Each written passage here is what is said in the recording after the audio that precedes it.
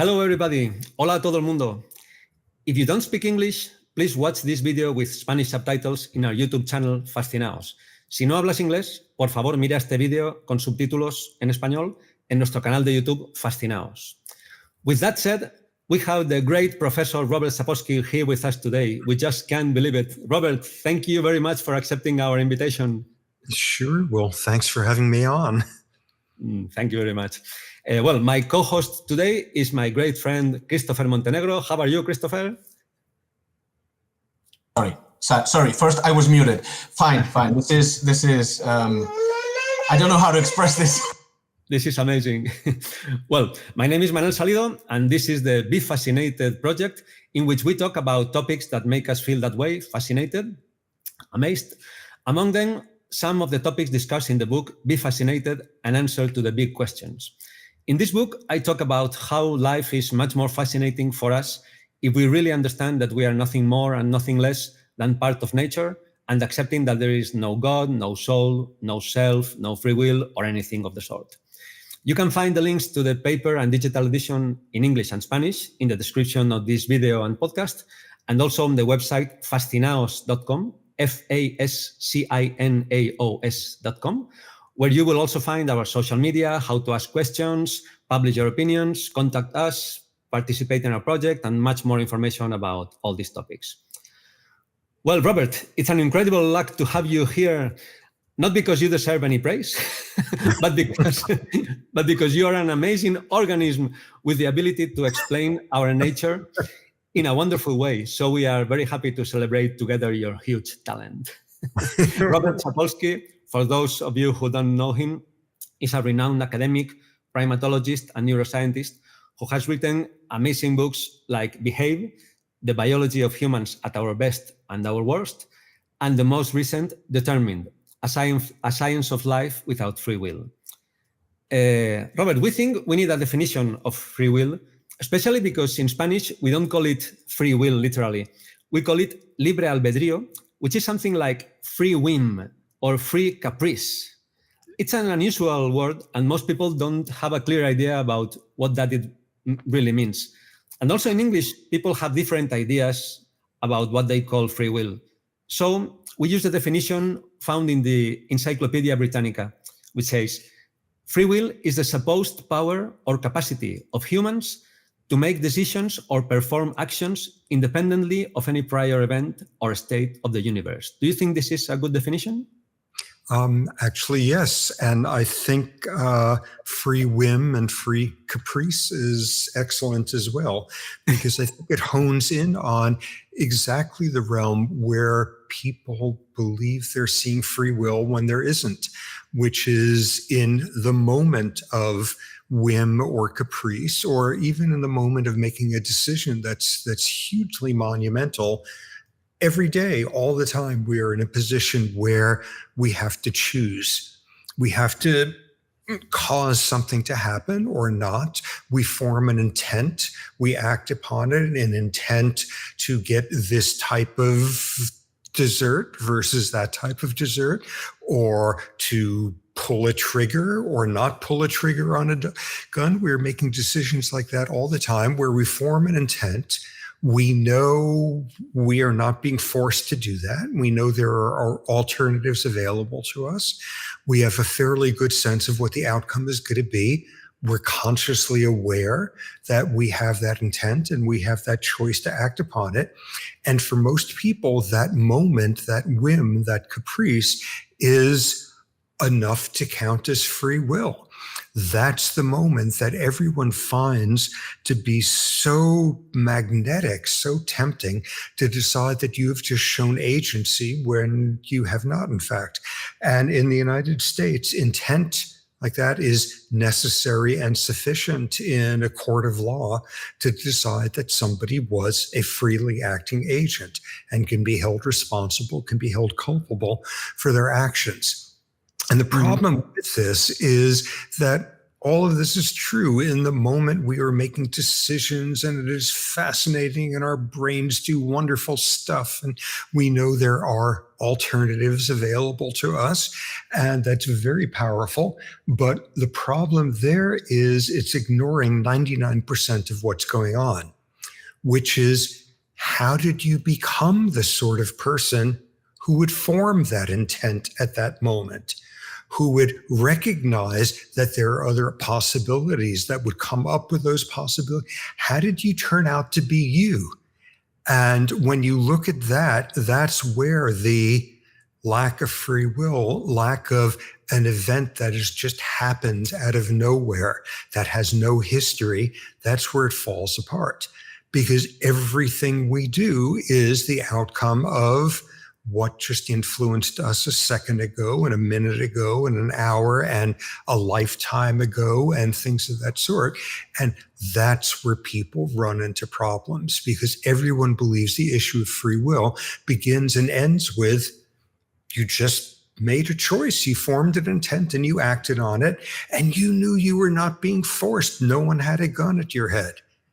And what science tells us over and over is, if you want to make sense of how that person became the sort of person they are at that moment, there's a billion pieces of biology that came before that they had no control over, interacting with a billion pieces of environment that they had no control over. And you put all those pieces together, and there is no free agent in there anyplace.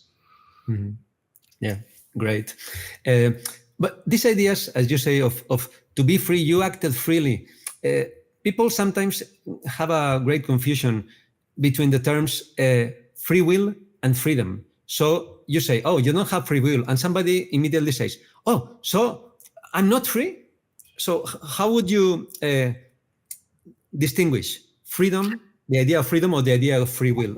We are free to do what we want, but how come? How would you explain this? Okay, that's a nice, difficult question. The answer to that in two realms. The first one is, in the moment, there's this view, if there's no free will, if you got on the scene 1 second after the Big Bang and you understood things enough, you could know exactly what each of us is going to say, and you would be able to predict all of the rest of time. And that is sort of a classic distinction between determinism and predeterminism. And none of this has anything to do with predeterminism. The universe was not already set 1 second after the Big Bang. And at this moment, this instant, there are indeed actually multiple possible futures that are unpredictable. Why is that? Because of all sorts of non-linearities and how complex systems work, things that would go under titles of like chaoticism, chaos theory, or emergent complexity. It is formally impossible to predict the future with any sort of detail. So there are multiple possible futures. It was not already set a billion years before you were born. And it is only once one of those multiple possible futures has actually happened that you can see, aha, here's how we got from there to here. Here's how we arrived at this point. The other way in which freedom and free will and all of that begins to get intermixed in people's minds is this conclusion that people reach, again, a temptation, a magnetic pull, when people are thinking about free will in their everyday sense, where they're saying, oh, so if you say there's no free will, nothing can change. Nothing can ever change. Why bother?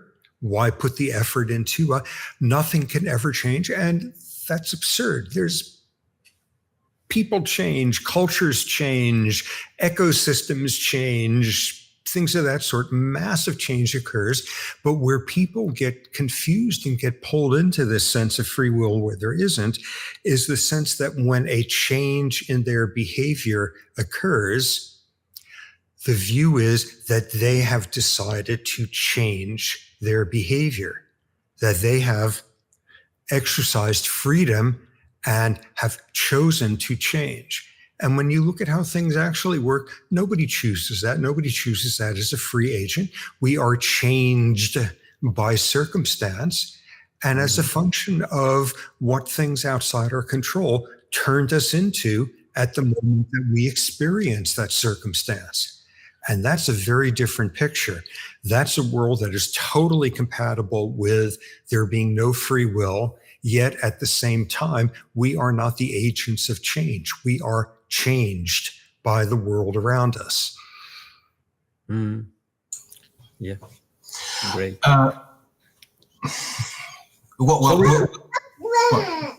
Could we say that you are free to do what you want, but you cannot choose what it is that you want? No? Because that would summarize a little bit, no?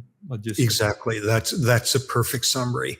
Or you cannot think of what you are going to think next. Or you cannot will yourself to have more willpower. These are all versions of the exact same thing. And that's critical. Yeah. We'll get back to this. But first I must say this is an absolute honor, Professor. I'm at a loss for words to express my gratitude. This week, not this week, last week, I think it marks a year since since the moment Manel here introduced me to a few of your interviews.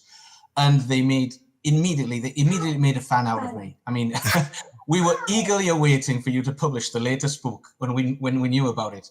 And I must say, it is awesome. I mean, in all honesty, I tried reading Behave, and I couldn't get through it. Me neither. I couldn't read it. Not at this point. But determined, I absolutely loved it. And in chapter 7, about how free will cannot emerge from complexity, from emergent complexity, you talk about how enough of the simple elements together can spontaneously self-assemble into something complex and cool. And you say that, quote, the self part of self-assembly seems so agentive, so rife with be the palace of bricks that you wish to be, that dreams of free will beckon. So the self is the ghost in the machine, something above and beyond the world that can act upon it, unconstrained by it. And we believe, as Sam Harris does, that the self and free will are two sides of the same coin. I mean, you say in the book, we are not captains of our ships. Our ships never had captains. I love that quote. Do you agree with this of free will and the self being two sides of the same coin? And if you do agree, what are your thoughts on understanding that there is no self? Maybe another way to dispel the idea of free will? Good. I completely agree with this linking, making free will and the self synonymous, as long as we're using self in the sense that most people understand it to be, which is there's a little man, a little woman inside your head who is functions independent of all those neurons and hormones and genes and gizmos and such, that it is in your brain, but it's not made of your brain. It can sit there and sure, it could read neurobiology journals and try to keep up on things and stay awake during long, boring books and things of that sort. But nonetheless, at the end, it's free of all that stuff and it just makes a decision. The self, myself, me, is something that somehow is not made of all these other building blocks. And that's where it completely falls apart. And that's how people get from this erroneous belief that there's free will into this erroneous sense that there is a self that's free of biology, free of environment, free of history. Yeah. Well, in the same vein, we often, Manel and I often argue that we are an incredible amount of natural processes. I mean, not an entity, not this self. This idea is shared by neuroscientist Andrew Huberman. I don't exactly know how you pronounce his surname. And in his podcast with Casey Means, she says, we are not things, we are processes. I mean, do you think this idea might be easier to understand than the non-existence of free will, and can be a first step to realize that there is no self or free will, that we are just natural processes? Yeah, which once you begin to learn that there's a machine underneath the surface, and one of the best ways to accept that is to begin to learn how that machine is working. That's exactly where you begin to take apart people's sense of free will. And sometimes you can get there with someone by saying, hey, isn't it interesting that if you study neuroscience for 25 years, you come away thinking that we're nothing but a machine? Okay, that's one route to it. Good luck convincing somebody to do that. But another way is, isn't it interesting that if you've had a drink of alcohol, you do things that you would not have done otherwise. Yeah. And we could bore you to death with a lecture about what ethanol does to lipid membranes and neurons and how that comes about. And we've just seen one little sliver of how you are a machine. Isn't it interesting? How did it turn out that you have the same quirk, the same habit that your mother had? How did it turn out that you were raised in this culture and you believe this, and you believe there's a 18-headed deity up in the sky, and if you had happened to have been born in out of some other womb in some other part of the planet, you would believe it completely different? Just to take one piece of those things and break it down to that and say, and you had a lot of starch at lunch, and that's why you're not very awake right now. Or this happened last night, this happened this morning, you're at this point, you're a woman, you're at this point in your ovulatory cycle, and your hormones are doing that. And each one of these has something to do with why you were 1% or 1,000% more likely to have done what you just did. And now let's take all those little pieces and put them all together and show that they are not separate pieces. They're all interacting, and put all that together. And if you're going to say there's free will, tell me how it works at that point. Tell me how that brain just did something that's independent of what happened a second ago, and this morning's hormone levels, and whether you got a good night's sleep, and what your mother sang to you when you were 3 hours old, and your culture and your genes and everything in between. Show me how a behavior gets formed that can step outside of all of that, and you've just proven free will. And you can't, because there's nothing outside of it. Yeah. Right. People.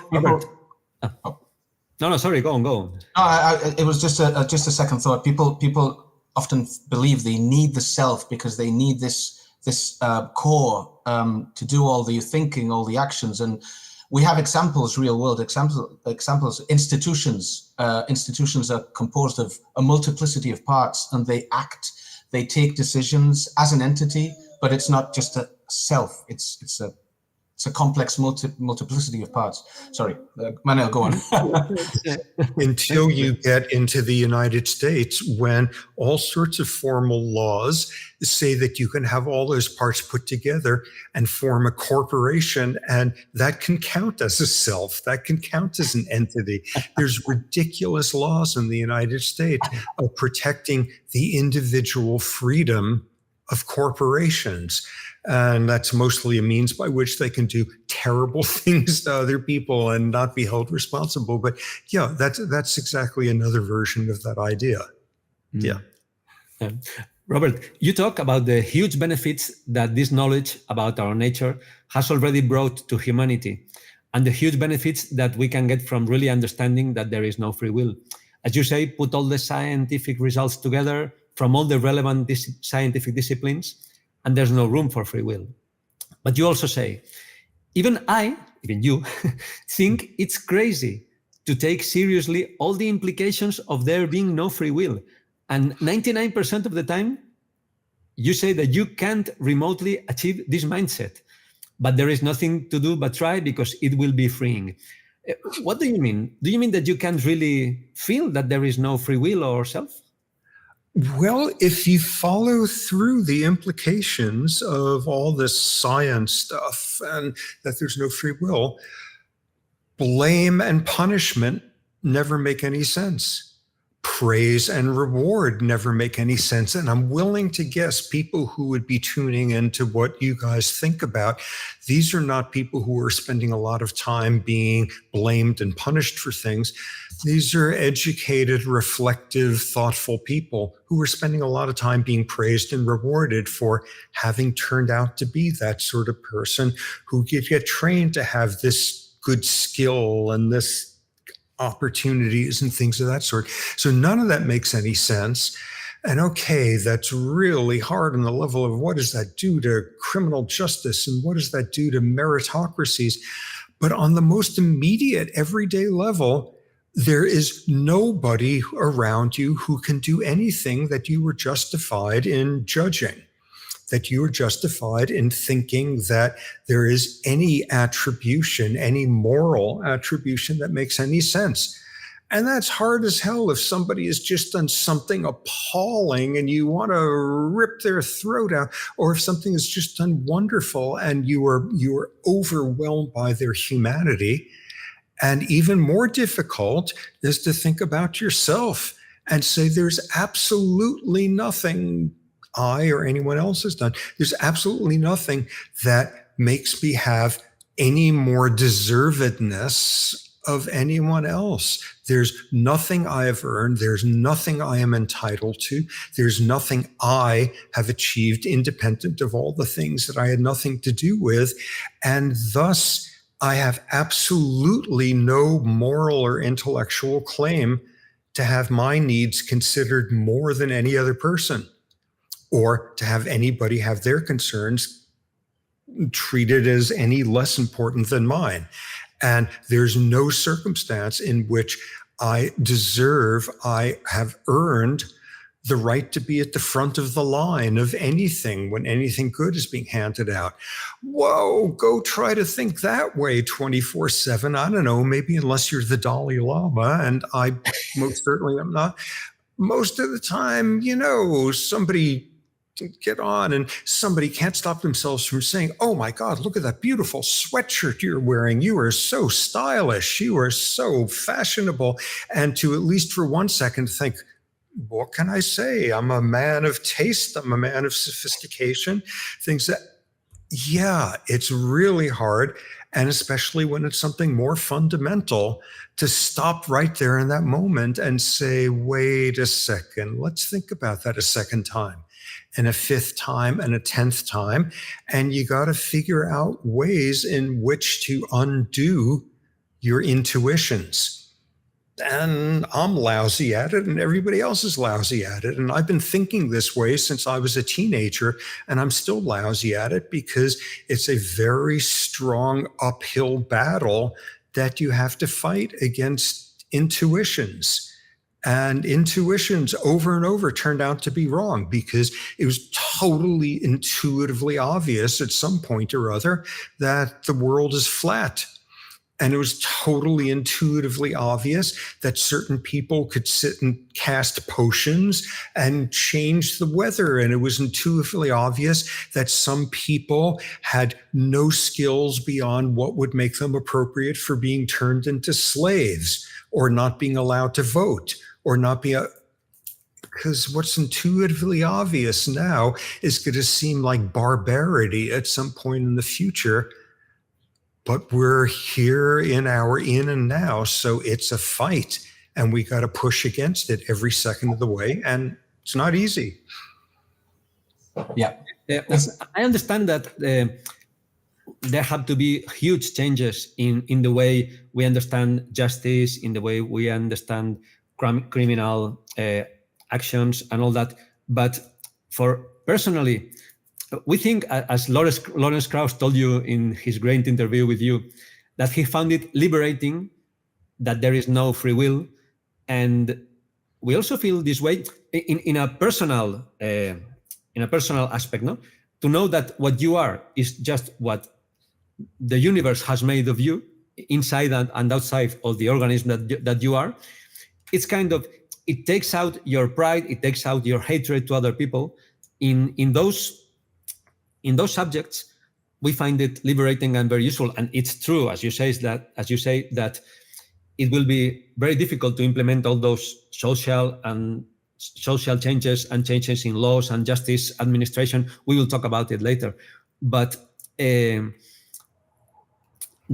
you find people like ourselves or Lawrence Krauss that find it liberating, what you say, that find it freeing in some way, that find it, that it gives you peace of mind to not being held morally responsible in a strong sense? Do you find people that think like that, or you only encounter with people who say, no, you're crazy? Well, when you think about it, people are thinking that way all the time. We just don't recognize that we've already done the hard work to realize that this is a realm in which this person had no control over, because fortunately somebody 5 years ago did the research to show that, or fortunately 300 years ago, people decided, I don't know, the Spanish Inquisition was not a good idea and was based on like incorrect ideas about volition, because somebody in the past very, very consciously had to disassemble an intuition, so that by now it seems intuitively obvious to us. It's intuitively obvious that genes don't determine your behavior. Genes influence them. It seems intuitively obvious that it's not a good thing to have 6-year-old children work in factories and have them work to death. That it's not a good thing to feel like someone can own another person. And yeah, it's obvious. This wasn't obvious at some point. All of these things had to come about. And at each one of these junctures, this was very liberating. It's a really good thing. This is a much, much better planet, that when the weather is unexpectedly terrible, you don't round up a whole bunch of old women from your village and burn them at the stake because they're obviously witches. That was a great thing when people figured out the intuition that weather can be controlled by the old lady with no teeth living on the edge of the village that nobody talks to. That was a great, great thing to figure out. That was very freeing for her and in society. And we say, obviously, yes, there's no witches. We figured that out. There's no Satan is not invading your body when you have an epileptic seizure. Yeah, obviously. It wasn't obvious. It wasn't obvious. And what was an uphill battle intellectually and ethically to try to take apart those intuitions, now it's obvious it's not a good idea to let tradespeople be able to beat their horse to death because their horse doesn't want to pull the cart anymore. That's not a good thing. We shouldn't have a world like that. It's intuitive. Yeah, so it's an enormously difficult process. And the trouble is, sort of going back to the point before, the odds are anyone who's thinking about this stuff and paying attention to this, the odds are anyone who is sitting there and is a judge in a courtroom, is a lawyer, is a doctor deciding whether or not somebody should have their wishes to be taken off a machine that's keeping them alive.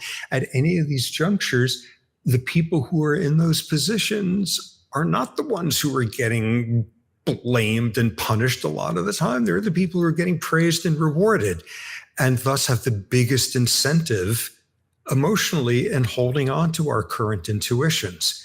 And the reason why getting rid of free will is liberating is that for most people, at some point or other, they're being treated badly for something they had no control over. It's very few of us who have had the luxury that most of the time we're being treated way better than average because of stuff we had no control over. If you find the idea that there's no free will, we're just biological machines, all of that, to be so profoundly depressing and existential crisis, it means you are so damn lucky. And no one should be asking you as a representative of what the human experience is like, because that's not what the experience is like for most people. For most people, at various points, maybe even at most points, they're being treated way worse than average because of something they had nothing to do with. And that's much more the human predicament. So, every time we disassemble one of those bits of free will belief, even if it's like something as like savagely simple as like, there's no such thing as witches who control the weather. At each one of these junctures, this has been tremendously liberating. Mm. Yeah. And talking about this being aware that there's no free will, Sam Harris says, and we agree, that it's relatively easy to realize in a practical way that there is no free will, instead of trying to think, oh, there's no free will. On the contrary, trying to look for it, say, pay attention to how your thoughts arise, to how your desires, your preferences come about. And after you think carefully about it and pay attention really, you arrive to the conclusion, as Christopher says, that we do not choose to reach the conclusions we reach. We do not choose to believe what we believe. We do not choose to desire what we desire. What do you think about this idea of looking for your free will carefully and then realizing that it doesn't exist? I think that is not only intellectually necessary, I think that's morally necessary. And in some way, I don't know, maybe summarizing all of this from the perspective of thinking about the science of this for a long, long time, if you think you understand why someone just did what they did, including why you just did what you did, almost certainly you're wrong. If you think you understand where that came from, almost certainly you're wrong. And maybe you should think about it a second time and a fifth time. And if you're a judge, if you're in one of these situations where you're doing this all day long, think about it 100th time and 1,000th time. Because almost certainly when we think we understand why somebody just did something, we're wrong, because we're getting gummed up in some intuition that somewhere along the way, something happened without any history before it, that something just happened. And if you have a certain viewpoint, it happened just in your brain a second ago. If you have another view, it's somewhere we got free of history. And we're never free of history.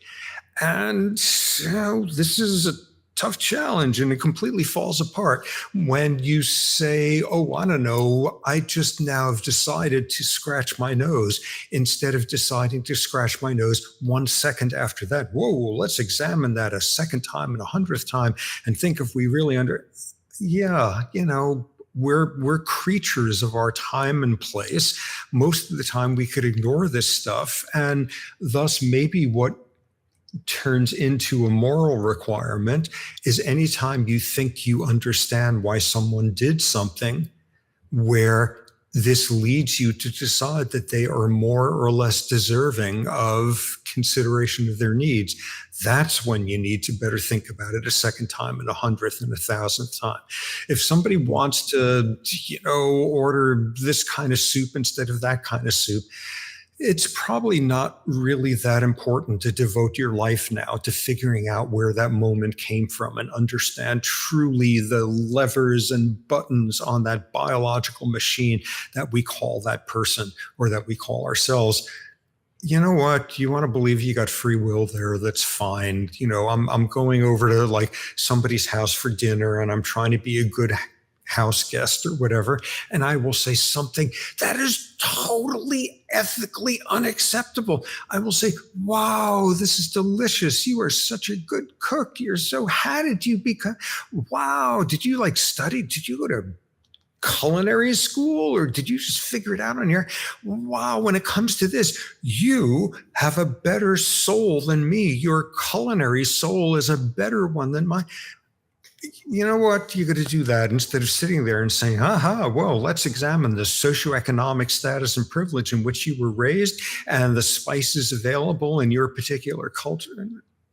okay, you want to like function day to day, but when it comes to something important, think about it and think about it and think about it, and just remember what seems intuitively obvious now, people didn't used to think, and what seems intuitively reflective of free will and agency, people in the future are going to look back on this and say, my God, the stuff they didn't understand then.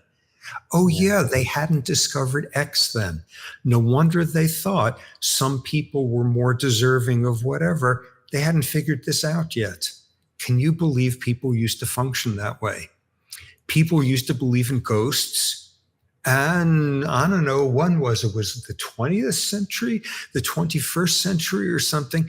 They used to think that if somebody was able to do a lot of hard work, that's because they had a better soul, rather than they just turned out to have that sort of frontal cortex that could do that sort of impulse control. Wow, what a different world it was back when. Thank God we figured that one out. Yeah. So for one, on one side, we should, instead of thinking that we have better souls or better whatever, we should think that we're just lucky to have had the circumstances that have come to make us what we are. And on the other side, for what you said before, we should, instead of judging and looking for revenge and harming some people who have done bad things, just understanding that we cannot comprehend the myriad of causes that have brought up this situation and have caused these happenings, and we should just try to change the circumstances and change things so that this person is changed and that their actions are changed. Shouldn't we? Yeah.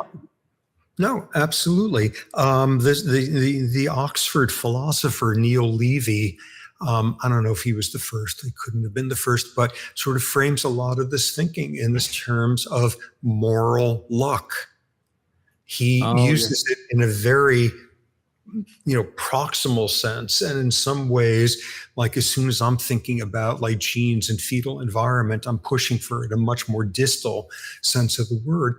But there's nothing other than luck, good or bad or random. That's all there is. Absolutely agree.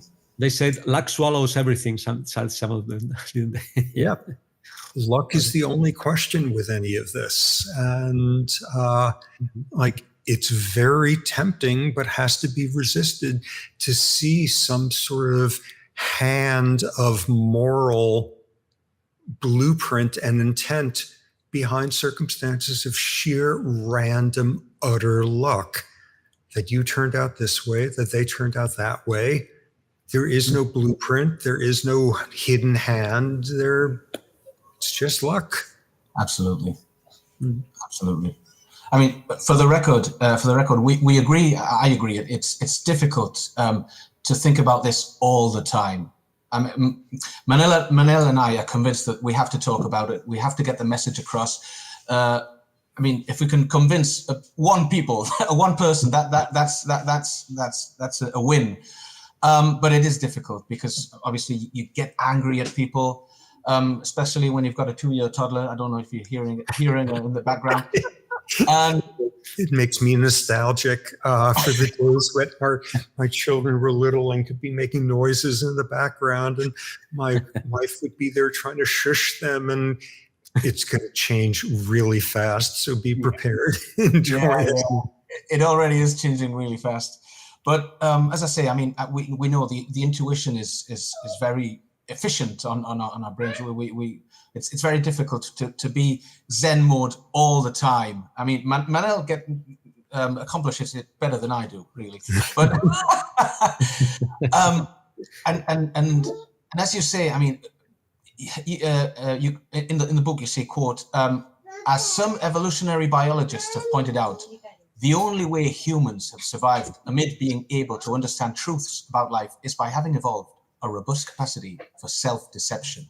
So a kind of self-deception that gets on our nerves is compatibilism, which, for those who don't know, is those that believe that determinism is compatible with free will. As we say, there's no room for free will. And as you say, you suspect that most of compatibilists know this as well. I mean, so do we. I completely agree. They know it. They basically admit there is no free will. I mean, Dennett did that when he was in an interview with you. But they talk about mere freedom, I mean, to act upon our will, as we said before, and they call that free will. They say, oh, you're free because you've acted upon your will. I suspect that this is an unwillingness to give up moral responsibility. What are your thoughts on this? Do you think this could be the case? That's what they're doing. They have to justify. They want to blame people. They have to justify the blaming on people. Absolutely. And I think emotionally, the undercurrent of that, even more than they have to justify blaming other people, they have to justify how they turned out to be lucky enough that they could sit around and think about nonsense like whether or not there's free will, instead of wondering if they can get, enough firewood to make it through the night with, winter coming, kind of thing. Yeah, I think that's exactly the case. And getting at sort of this whole notion that we're a bizarre species. We're machines just like every other living organism, but we're the only ones that could know that we are machines, and the only ones who could realize some of the implications. And that's a total drag sometimes. And the only way humans could come to terms with having evolved the capacity to know what our inevitable future is, to know what the inevitable future is of everyone we love, is to have gotten really good at seeing patterns that aren't there and seeing intent when it doesn't work that way, and seeing all sorts of means by which you could decide it's actually okay, because it's not. My heart really is never going to stop beating. Hey, we're talking about me here. That all these capacities for self-deception. And I think an incredibly insightful way to think about it is, to think of a disease of people who lose that capacity. That's what clinical depression is. Clinical depression is a pathological inability to rationalize away reality. And that's a pretty difficult way to go about the world at times, because it's really helpful to be able to deny stuff. Robert, there is a lot of talk about determinism and free will. So some people say that if there are any random or undetermined events of any kind, that means that there could be some free will.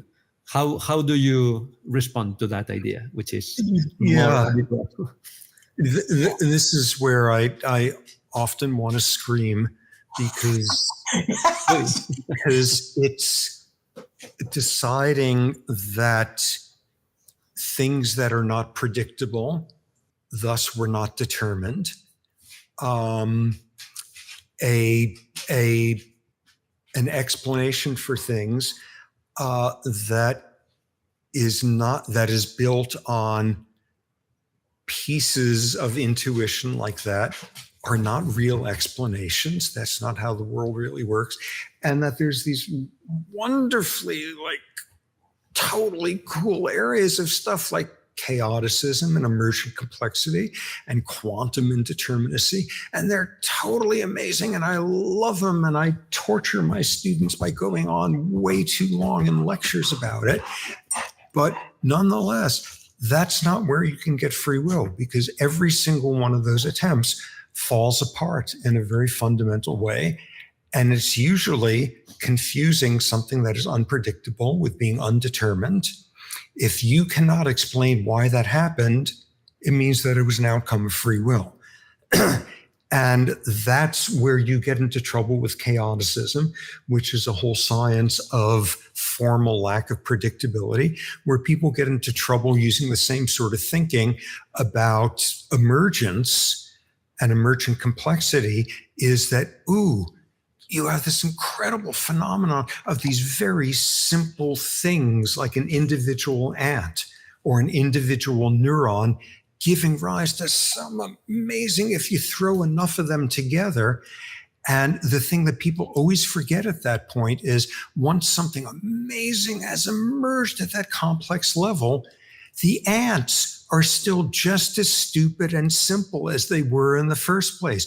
That's the whole thing that's amazing about emergence, that the simple component parts don't get fancier when they've just produced society or they've produced neural function they're still the same stupid little building blocks, and there's no mechanism by which you, up at this emergent level, can now reach down and make those component building blocks. They're smarter than they were, and that represents you acting freely, or that these component parts now can act freely.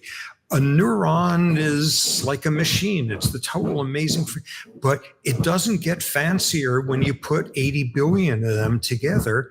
They're still neurons. It's still the same neuron as if you were a sea slug.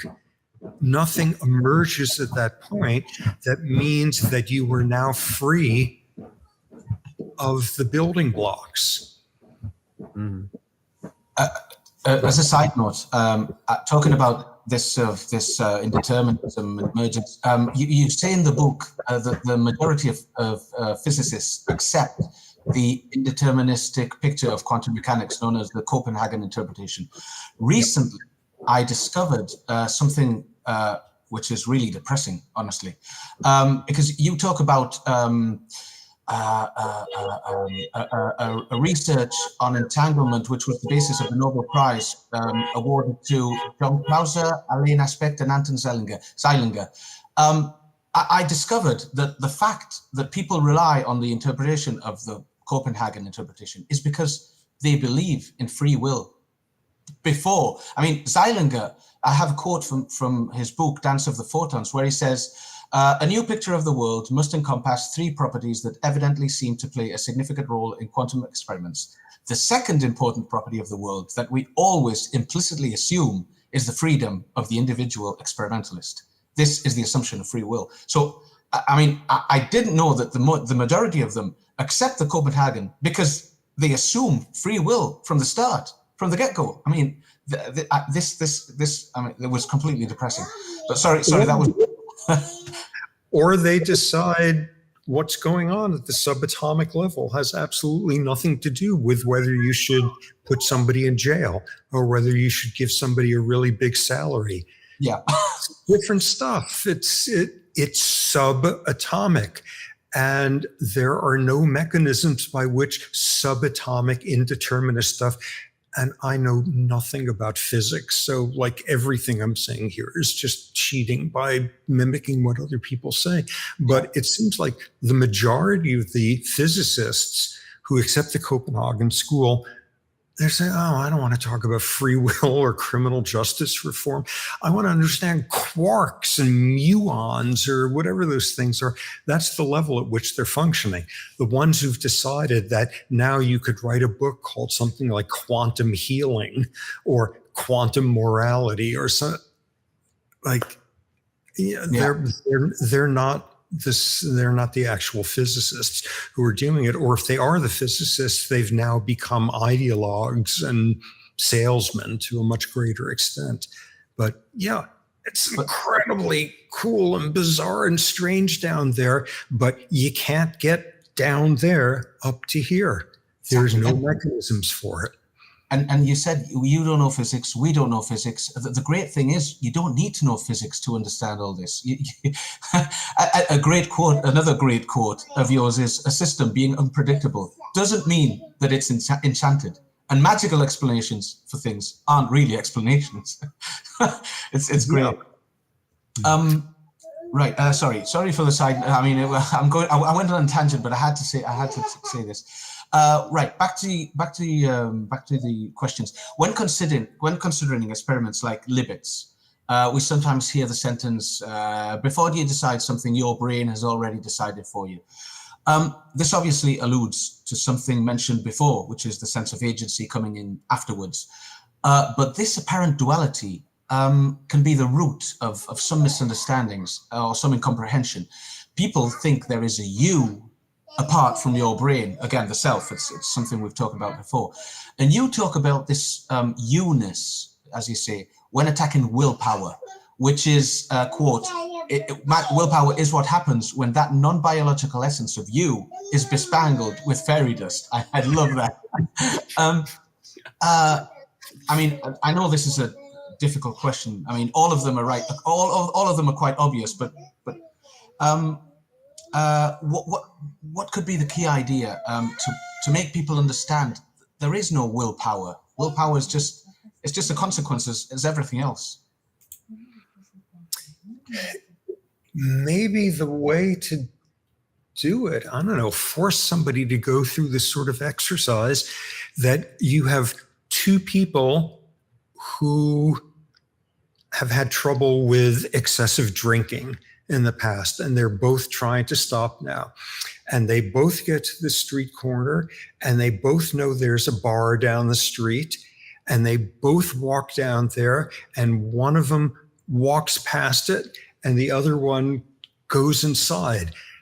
And you say, wow, why did that happen? Why? He has more willpower. What can I say? What does that mean? What does that mean? How did he wind up having more willpower? Sometimes it's easy to understand. He got raised in an abusive environment and unstable and foster homes and one after another and never learned self-discipline. What the hell does that mean? That this one never learned self-discipline, and this one grew up in a comfortable middle-class family and got into trouble with drinking at some point, but has the resources to say, don't do it, and to actually act. How did they turn out to be two different people? One goes in and the other goes on there. And let's really, really dissect it. Oh, well, this one come up with some craze. This one has a more backbone. This one has more self-discipline.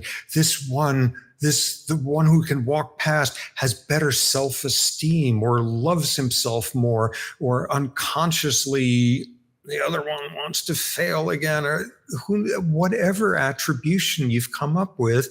You got to answer the question, something different just happened. How did they become the two different people they are? And if you have trouble taking apart somebody's intuition that, whoa, we just saw a much more commendable human doing what they're doing there, as opposed to this person leaping into that cesspool of temptation. Like, if you want to take it apart and like make them study biology for 20 years, that's one way of doing it. But another way is, I don't know if your listeners have a sense, I teach at Stanford University, and that is a very privileged, very prestigious place. And it's currently like the most difficult university to get into the United States. We like take pride that we have like 0.1% more selectiveness than Harvard in recent years. And you sit there, and if you want to get somebody thinking this way, look at who is sitting in my classroom and go 2 miles that way and look at the county prison and look at who the 20-year-olds are sitting in there. And you think it's by chance as to which one was raised in an intellectually stimulating environment with a stable family and parents who were loving, and they actually got protein and they didn't get exposed to substances abuse when they were a fetus. And then you look at the one and say, oh, here's this person with this background. What do you think? Are they going to wind up in a Stanford classroom, or are they going to wind up already at age 20 with a 15-year jail sentence for assault and battery? And people are going to have 99% predictability. And that's got to stop you in your tracks, if nothing else. And if at that point you say, aha, but don't forget the 1% where you wouldn't have guessed, here's this kid who came up from incredibly difficult circumstances and is here in Stanford, and it's wonderful and it's heartwarming and I love these kids. Or here's this kid who grew up in total privilege, yet they indulged themselves into their worst temptations, and here they are sitting in jail. okay, we don't have the science yet to explain the 1%.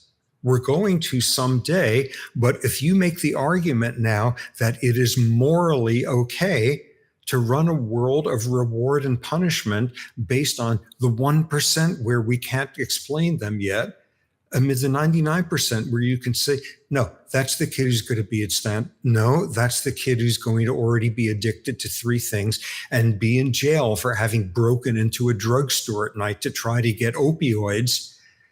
Like if you got 51% predictability, if you've got any degree of predictability, like you can't run a system of judgment seeming morally correct based on your ignorance, based on the 1% who you don't understand yet. Something is very wrong if you think you could run a society of reward and punishment where its building blocks are the things you're still ignorant about.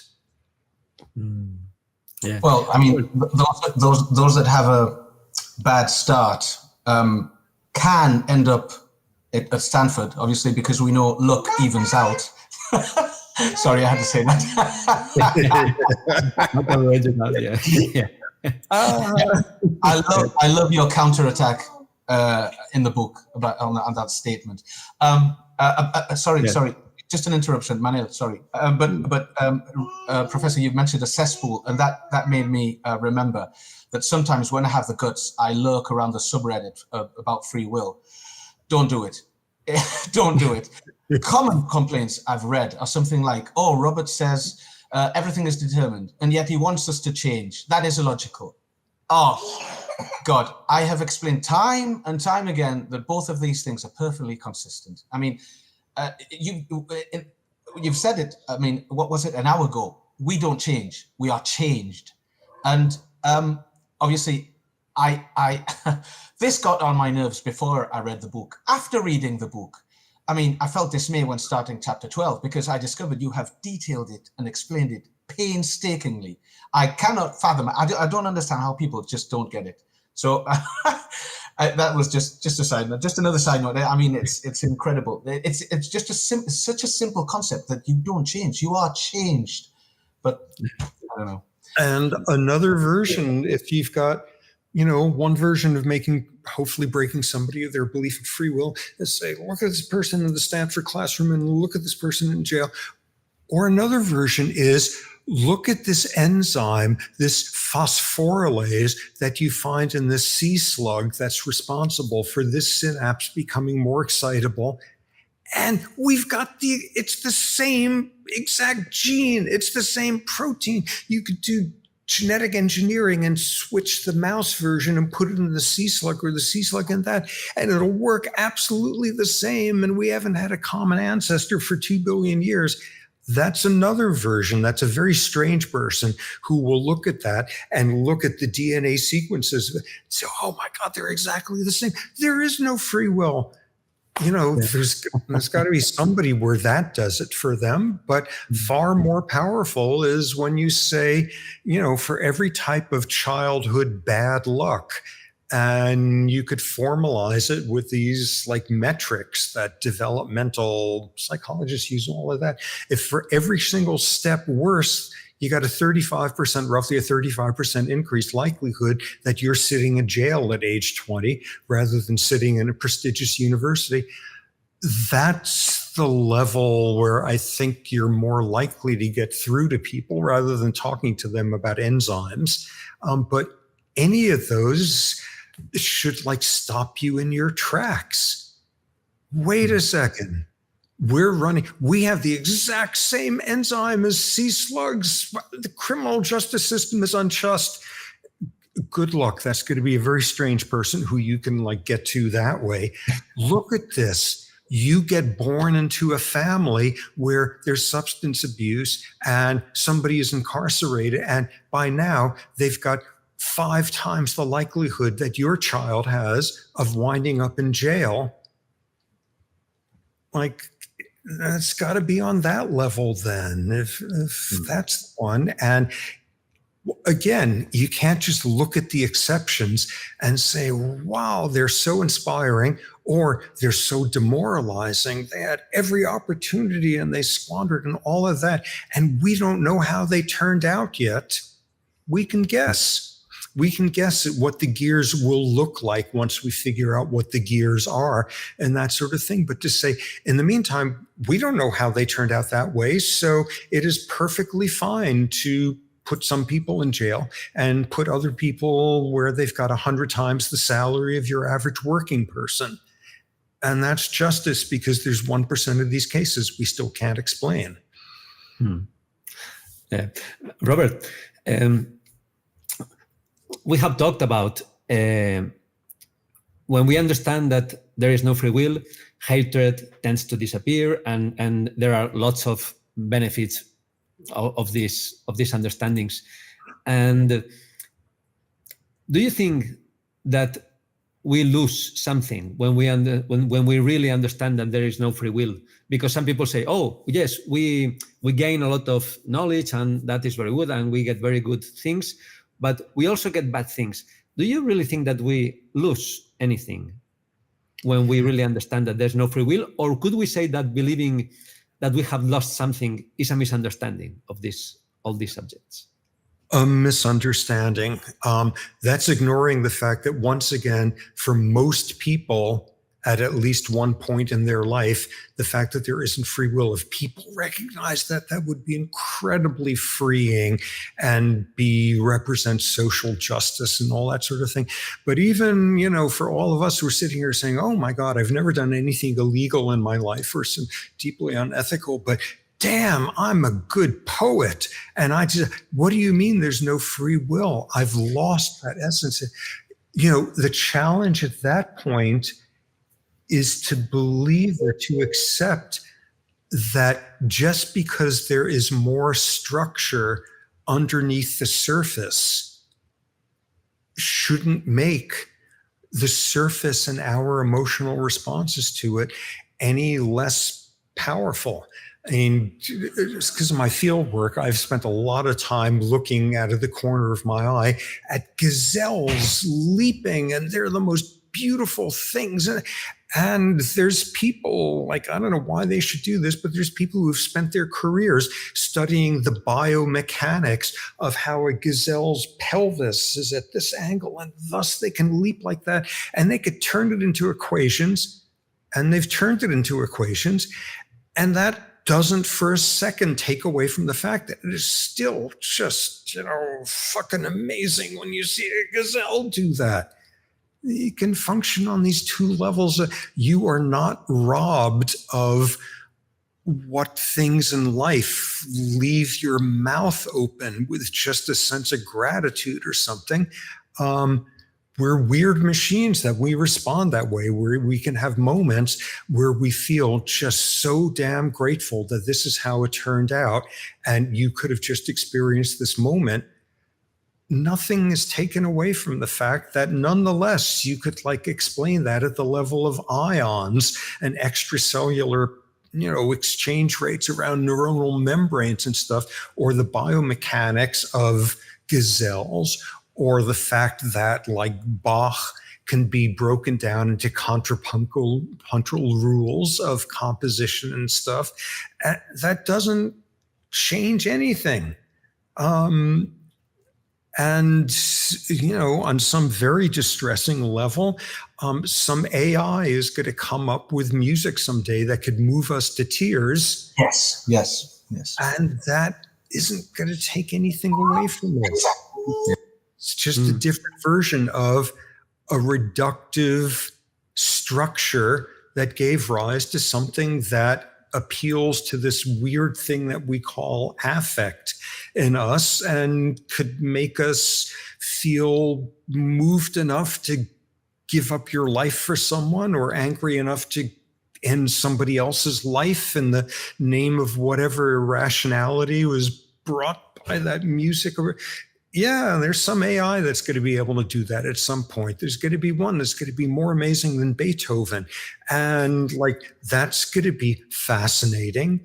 And maybe that's going to be very horrifying. But nonetheless, just because there's like a mechanics to how pelvises and fulcrums work doesn't mean it's any less amazing when some animal does something that just makes you feel grateful that you're alive and got through this. These things have happened, like, for example, in chess, computers have beaten humans already, and 20 years ago, 30 years ago, we didn't think it was possible. And for example, a friend of mine had his prostate operated by a robot, no person there. And we all just said, what? You mean, yes, and it's 95% of side effects go away. I mean, it's much better than a human performing that operation. And we say, wow, yeah, things happen. I mean, there's nobody doing things. There's no entity doing things. Things happen naturally. And it's still a good thing that you had your prostate fixed. Yeah. And nothing changes. That's important. That's Manel. That's what you and I say always. I mean, nothing changes. And nothing changes because things are what they are. I mean, an omelette is made of atoms, only atoms, mere atoms, but we love it, so we eat it and we enjoy it. Yeah, that's. I mean, it's an great atoms. Great way of combining those molecules. Yeah, and what that suggests is, I don't know, we're 200 years into the Industrial Revolution, and the notion that like somebody working on an assembly line in a factory could be replaced by a machine. And societal implications that we've just entered an era where surgeons and dermatologists and radiologists are going to be made irrelevant by machines, because the machines are better at surgery and spotting a melanoma or spotting a tumor on an X-ray or a shadow on the lungs. We're about to enter a very interesting world where it's doctors who are sitting around and have been made without meaning by all sorts of measures of society standards by machines. This is going to get a whole lot more complicated than like the world in which all sorts of people who used to be machine shop workers are now out of work and taking opioids because like society has no use for them. Whoa, there's going to be some MD PhDs in that group now, not that long from now. Yes, that's going to be very challenging. Yes, because we like to talk about responsibility. I am responsible for this, for the good things, and you are responsible for that, for the bad things, no? And it's not likely that we can stop saying that someone is responsible for something. But could we say that we can use this word figuratively, as when we say that the sun rises, but being aware that the idea of responsibility, like an agency being responsible for something, is not accurate? Yeah, I mean, most of us are perfectly fine getting through the day with the notion that the sun rises. The sun doesn't really rise. If you want to be a specialist who's like trying to figure out if this asteroid is going to crash into Earth or not and end life, it's probably a good thing if you get past the notion that the sun rises. No, it really doesn't rise. We rotate. If you want to be a judge and understand what should be done with someone who has done something that's been damaging, you probably should get past the notion that like some people deserve to be told that, wow, what a great meal. You're a terrific cook or all of that. Yeah, there's some domains where you got to get past that, because if you're in any of those domains, most of us can get by with thinking that some people are implicitly better at making dinner than other people. And there's not a whole lot of social injustice that's caused by that. And most of us can get by and think that the sun rises, and we're not going to be ones who have to figure out that life is going to end because of this asteroid or, any of that stuff. But yeah, there's some domains where it's perfectly fine. You want to believe that somebody is you want to believe that somebody is funny, that somebody is heartwarming, that somebody is an amazing dancer, rather than thinking about like the fulcrum and their tendons and their knees or whatever the hell goes into being a good dancer. That's okay. You want to say that like they should get the COVID vaccine before other people do. That's not so okay. Yeah, most of the time we're okay saying the sun rises, and it's okay to say to somebody, oh my God, you're such an amazing painter, or that's so nice that you did that thing for that person. But if you're beginning to structure a sense of reward and punishment and entitlement, that's where you got to stop and say, wait a second, it doesn't really work that way. And that's where there's going to have to be this transition from, like, you do something wonderful and someone says, I am so grateful that you just did that kind thing to me, for me, to like beginning to think where what we will say is, I am so grateful that you turned out to be the sort of person who could do that just now. Because like if enough people say that out of reflex, people are going to stop thinking, ooh, I deserve that praise. I guess it's just a good thing that I turned out to be someone who's really good at taking out glioblastomas. And like, that's how it turned out. Or I don't really know why, but somehow it turned out my fingers can do things on a keyboard so that people cry. Like, if we become a world in which everyone is saying to each other, I'm so grateful that it happened, that you turned out to be this sort of person, it's going to slowly take apart our first reflex being, well, what can I say? I'm a better human. I'm a more deserving. I have more moral worth because like this stupid random thing happened to me and not to the next person. And if we raise kids so that they don't say, wow, you're so good at that, or expect somebody to say to them, wow, you're so good at that. Good. And instead to say, wow, what a crazy world that it turned out that you're really, really good at kicking a soccer ball, or you're really, really good at getting all the answers on the test in like middle school better than anybody. And like, if we raise kids that way, that's going to get people out of this mindset much more readily. We know how to raise kids without them believing there's witches.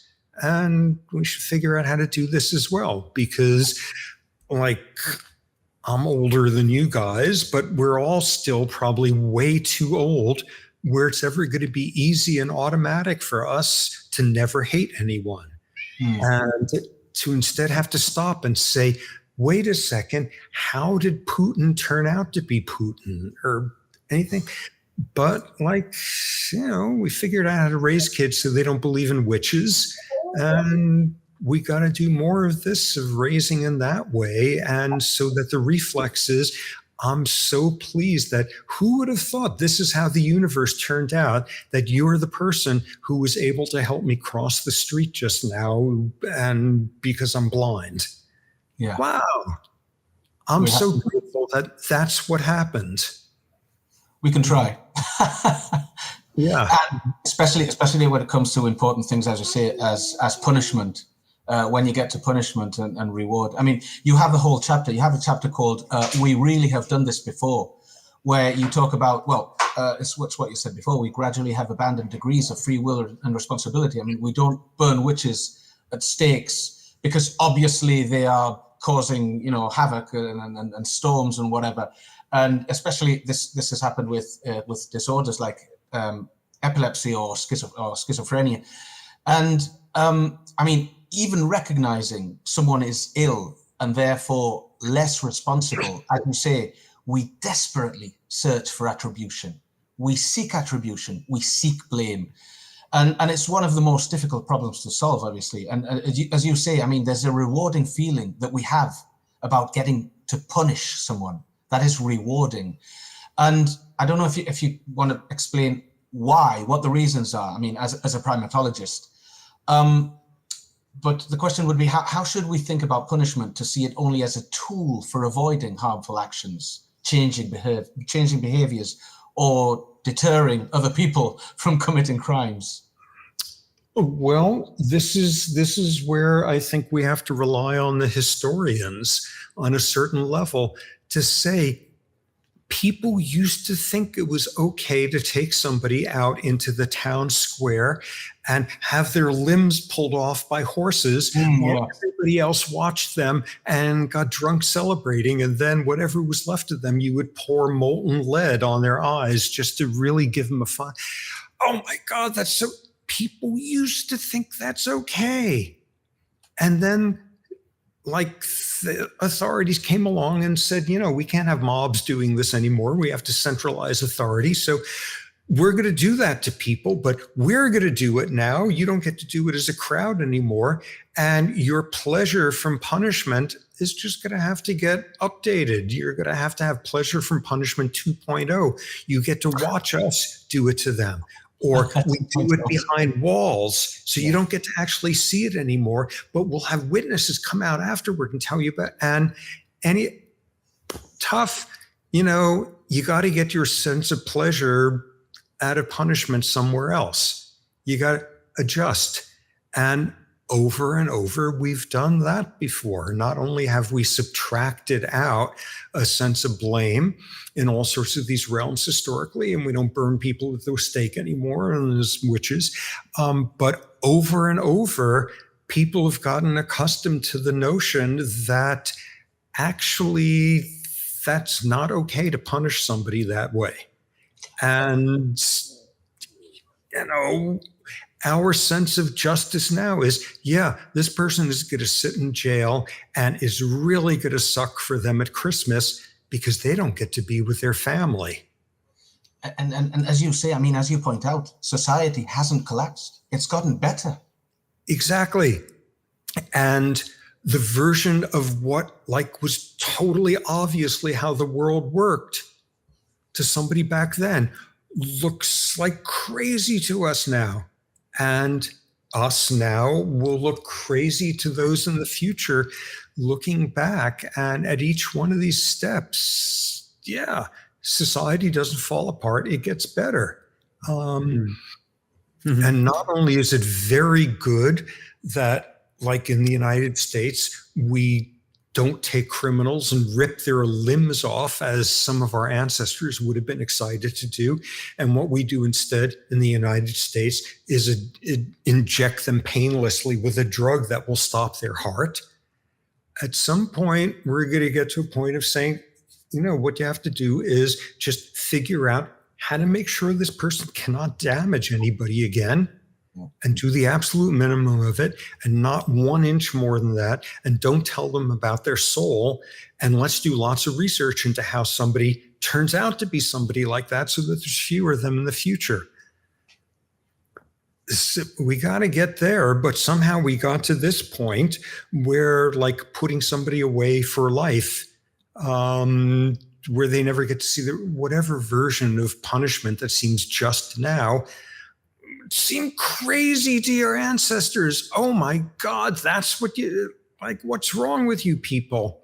And we look back at them and say, what was wrong with them? And they'll look back at us and the same thing. And we just have to keep pushing. Yeah. And Christopher, you've got the particular challenge because you've got that 2-year-old in the background there. And at least in a place like the US, there's a mindset that what you want to teach your children is a sense of responsibility, that they're able to say, I'm the one who did that, and that was wrong.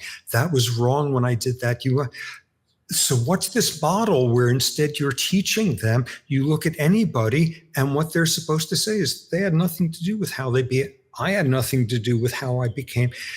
And, you got to teach some version of responsibility as in, yes, mechanically, I am the one who did that act.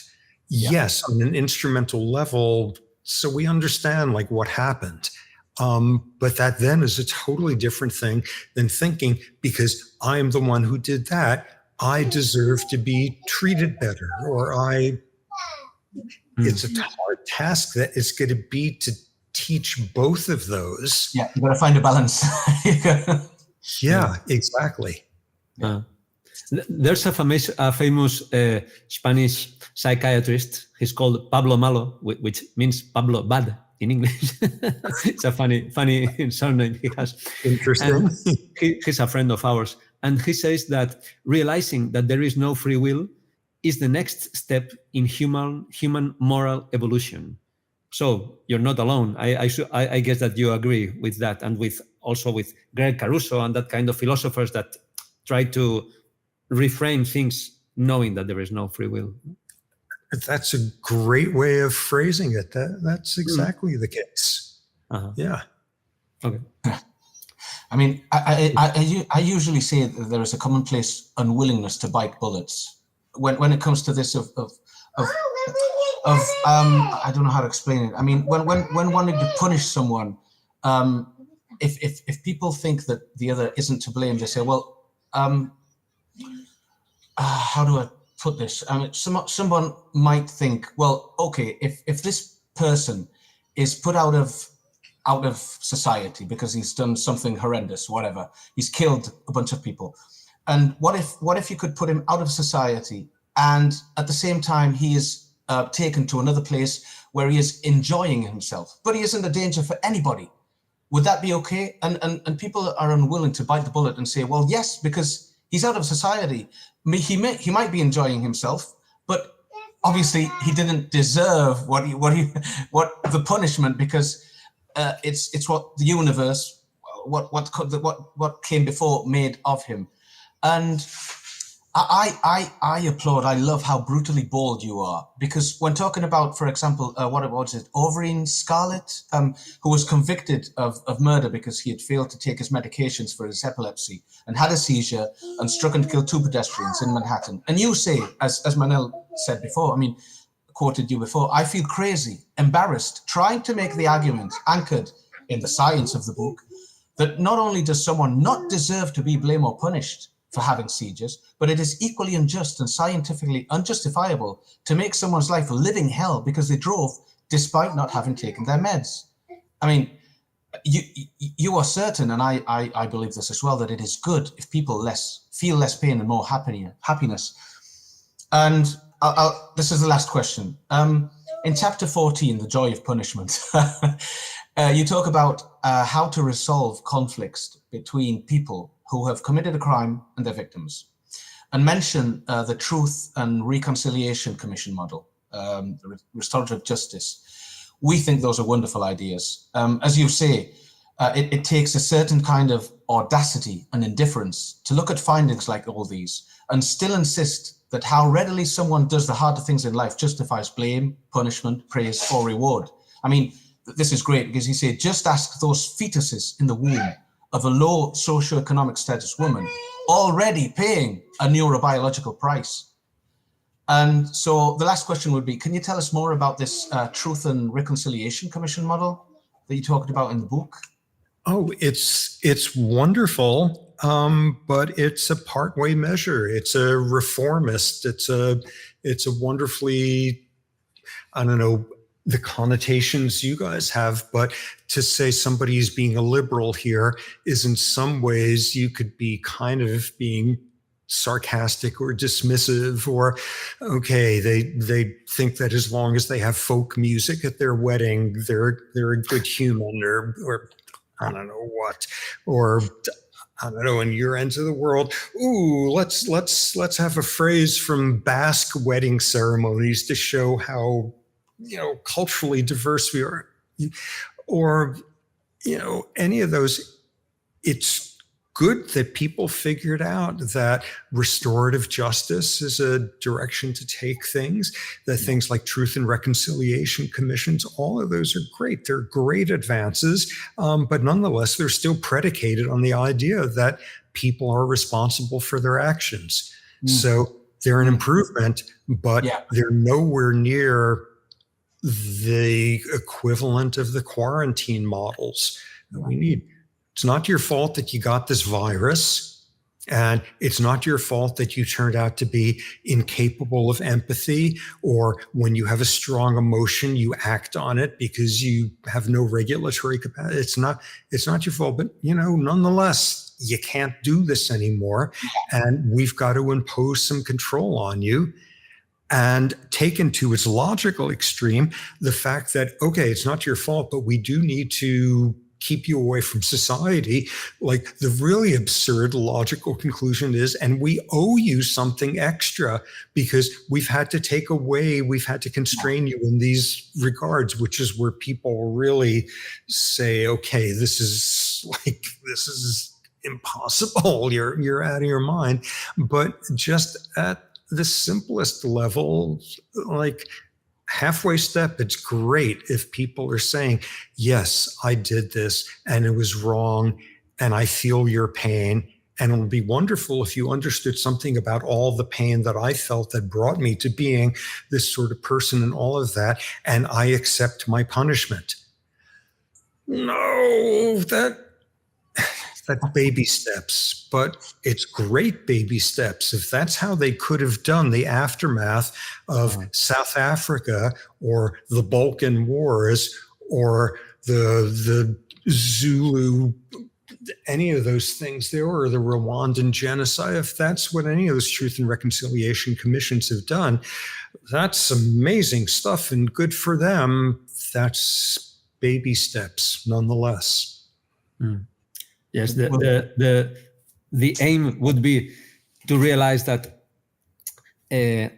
our thoughts, intentions, and actions are things that happen in the organism that we are. It's not that we have an organism and we make it work in a bad manner, so we deserve to be punished.